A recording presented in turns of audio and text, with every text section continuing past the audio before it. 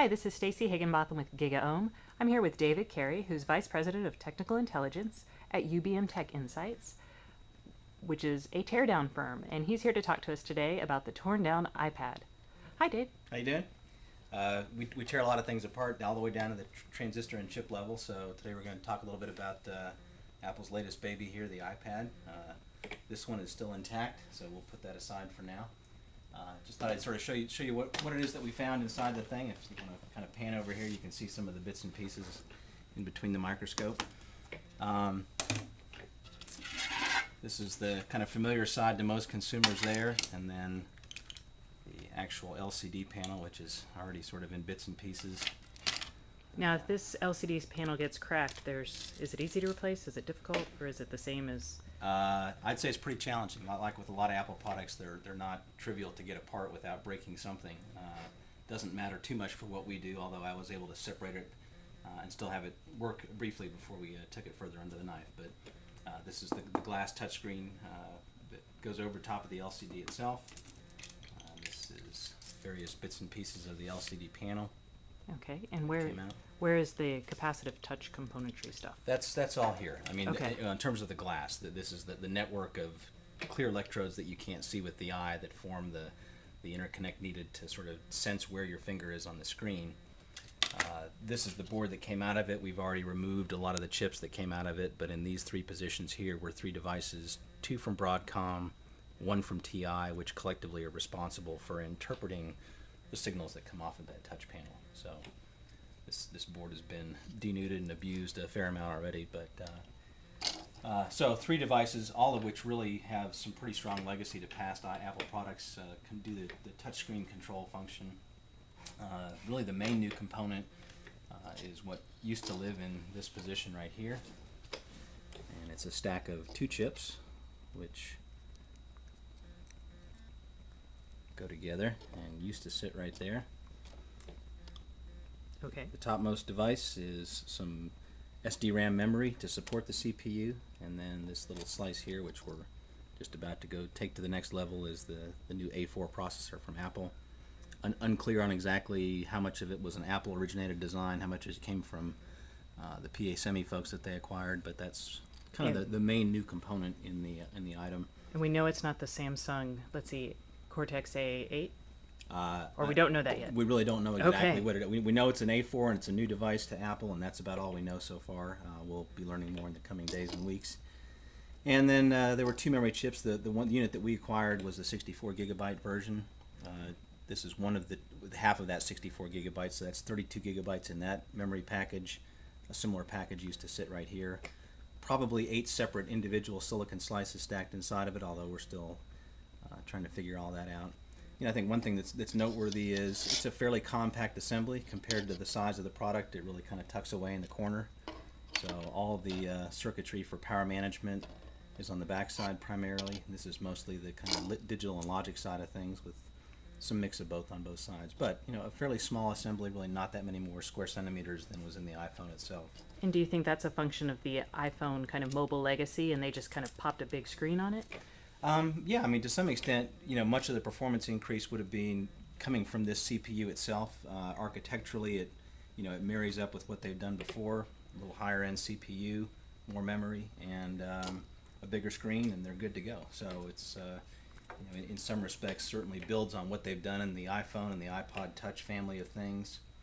Certainly in the usage paradigm, I think you picked one up and knew right what to do with it, so it's all pretty straightforward for the user, which I think is part of the critical experience. The other board that came out of this actually went somewhere roughly like this. It sat between the board that was positioned here and the connector, docking connector at the bottom, and on this sort of long skinny circuit board is the supporting circuitry for Wi-Fi and Bluetooth. That's a Broadcom chip that does both Wi-Fi and Bluetooth in a single piece of silicon. And where do you expect the 3G stuff to reside? That is a separate card that when it ships there'll be a connector in this position right here, and a second card will plug in to provide the cellular data connectivity function.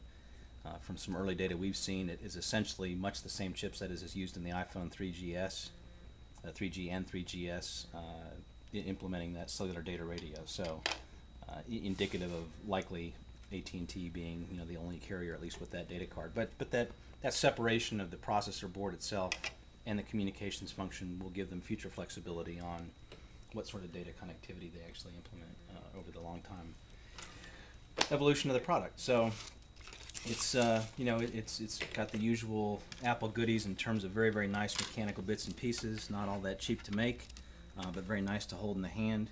Goes together very tightly, not a lot of external buttons or anything, which probably makes it a more robust product, simple to use. So all the usual Apple paradigms in product design now just made a little bit bigger.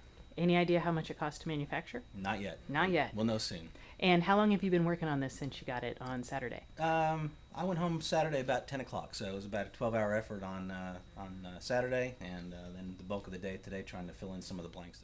All right, so, and what about the battery? Yeah, so inside this back case is a fairly large battery cell, about 25 watt hours, which is somewhere in the order of 5 times bigger than in previous products. 2 separate cells wired in parallel to deliver essentially what they claim to be 10 hours of use time. This all, put it back together a little bit. This kind of sits down in here. This goes here. That goes there. So as you can see, a lot of the volume, really the volume of the battery far exceeds that of the electronics itself. And it does give the product a fair amount of heft, which makes it maybe a little bit uncomfortable to hold for the long term, but the trade-off there is that you do get a very long battery life compared to past products, and probably a reasonable trade-off to make. There's plenty of other little bits and pieces that came out of it that we see here. There's an acoustic assembly, which is it's monophonic sound out, but they use 2 thin speakers to implement that and get good volume without having a big thick speaker in place. Other little assemblies that sit off in the corner. Oops. We do lose parts once in a while. For the headphone jack and an antenna for Wi-Fi. Second antenna for Wi-Fi, which interestingly kind of sits behind the Apple logo, which is plastic, so it can radiate and receive signals. Oh, very cool. And other than that, a couple interconnect cables go with it. And somewhere in here, the switch assembly for the on-off button, volume up, down, and then rotation position lock. And those are the main components. So lots of little bits and pieces, a lot of little screws.